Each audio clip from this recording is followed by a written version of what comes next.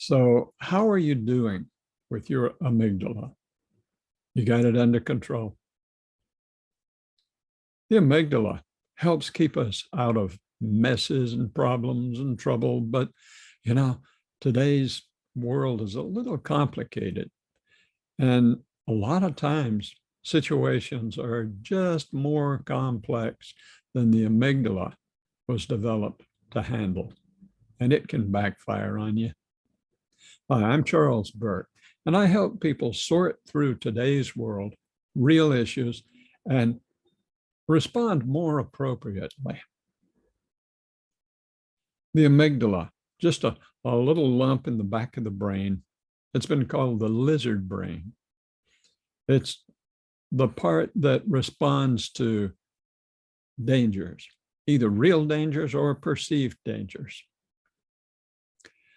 And it tells you whether to run away, freeze like a deer in the headlights, or fight, get out there and confront whatever the danger is. And the amygdala is kind of a simple little thing. It doesn't really understand everything it's seeing, but if it thinks for any reason that what's coming at you is a threat, it will switch you over into automatic behavior and cause you to either fight, run away, or just lock in place. It's called the fight, flight, or flee syndrome. Is that right? No, fight, flight, freeze syndrome. The amygdala doesn't give you much choice once it kicks into operation. Somebody walks up to you, they slap you in the face. That's a threat. So what do? Just say, thank you very much? Or do you just lock in place and don't know what to do? Or do you hold off and cold cock them back? Do you run away and hide? What the amygdala decides to do depends a lot on your previous conditioning, previous situations that it has seen, and it will follow tradition more than imagination because the amygdala doesn't have any imagination. It'll follow the known patterns that it has seen in the past. So when you've got a situation that you know continually triggers you into an automatic response, somebody you know, somebody who just rubs you the wrong way, they can say something perfectly innocent, well, relatively innocent, and it always just burns you up. What do? Do you just let it keep on burning you up? Do you just move to another part of the country? Do you just sit there and take it? Maybe you get up and grab a 2x4 and slam them upside the head. Well, none of those behaviors may be appropriate.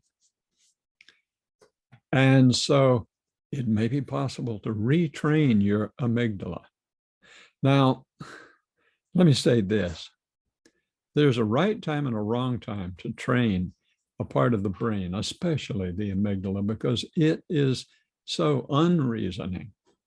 It's so automatic. And when it grabs control of your behavior, there is no training it. It's in charge. It's running the show. It's driving the train. It's got its hand on the throttle or the brake. And it's the one that tells you exactly what you're doing. Until the situation's over, amygdala kicks back out. Then you can sit down and cry. You can shake with tension. You can have remorse, or you can resolve, man, I've had enough of this shit. I want to do something different next time. Well, the only time to train your amygdala is when it's not in operation, during non-threatening situations and conditions. It's sort of like When do you repair the leak in your roof? Well, when it's not raining, you figure, no problem. I don't have a problem. It's not leaking now.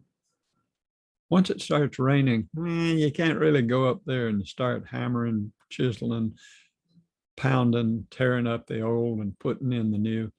That's not appropriate. You got to do it when it's not raining. You got to do it when the amygdala doesn't feel under threat. I've been talking a lot about this fancy word amygdala. It's a weird sounding word. It's not something we use in our daily conversation, but it is something that we allow to influence us every day of our lives in everyday conversation, everyday situations. And it would be good to be able to control it a little better, sometimes a lot better. Now, you can do it yourself. That's the hard way. The reason is because a lot of the stuff that goes on that triggers your amygdala happens at the subconscious level. Now think about it for just a minute. If it's at the subconscious level, it's hard to get to, right? Now, you've tried to figure this out. You've tried to control yourself and figure things out and make things better consciously. You've done all this consciously. You've tried and tried and tried, and you've made some progress, true, and you're to be commended for that.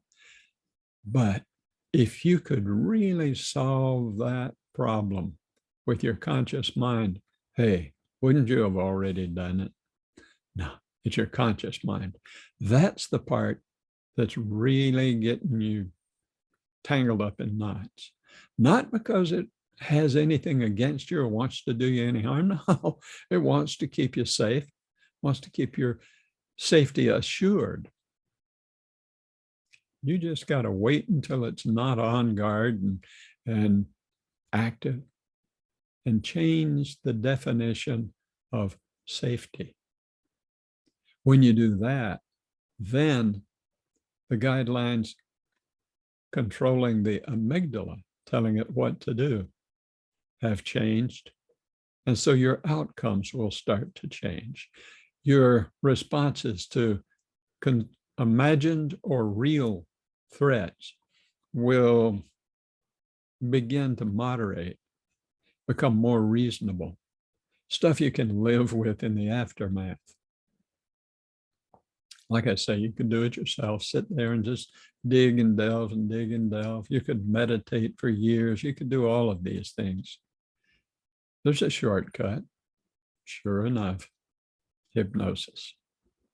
Funny I should mention that, right? But it's true. I had a lady come to me recently. She had problems with her eating. She just couldn't seem to hold back her appetite. She found that she was always eating between meals. Anytime she felt a little stress, even when she didn't feel stress, she believed. She was young, early 30s, had a daughter she loved more than life itself. She was recently divorced. She was well-adjusted, had a business of her own. I believe it was a massage therapist. So she was busy helping people, a good-natured, warm-hearted, well-intentioned woman. But she just couldn't control her eating.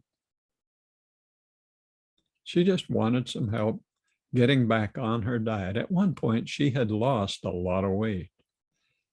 But then it just started coming back, and she couldn't stop the tumble back down to where she was before. And she was starting to get depressed about it. Well, it took us about 90 minutes or so. Turns out it wasn't really the food at all. It wasn't the food. It was just, she was just so terribly, unutterably lonely deep in her heart. That divorce, she thought she had ridden it out very thoroughly. She knew she wanted it, needed it. She got through it. She stayed busy.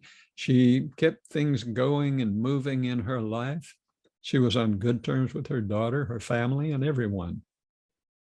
But she wasn't on good terms with herself. She was hurting, and she needed some comfort of some kind. And she would not be denied. That's the amygdala. Amygdala. Sometimes you can't say these words, right? Amygdala. And it was just insidious. It was always just spurring her to, you don't want to feel bad. You don't want to feel bad. Eat something, you'll feel better. And she did, and she did, and she did. After our session, she said the craving for food just went away. She understood what it was. She not only understood what it was, she accepted it deep at the emotional level. Now she's slimming right back down. And furthermore, she's confident enough to go back out and re-enter the dating scene. And she's happy about that and confident. If this sounds like you, if your amygdala is running away with you, making you do stuff you don't know why it's happening and you want it to stop or change, give me a call. We'll get you fixed up. I'm Charles Burke, and I help people get their inner workings lined up and working right.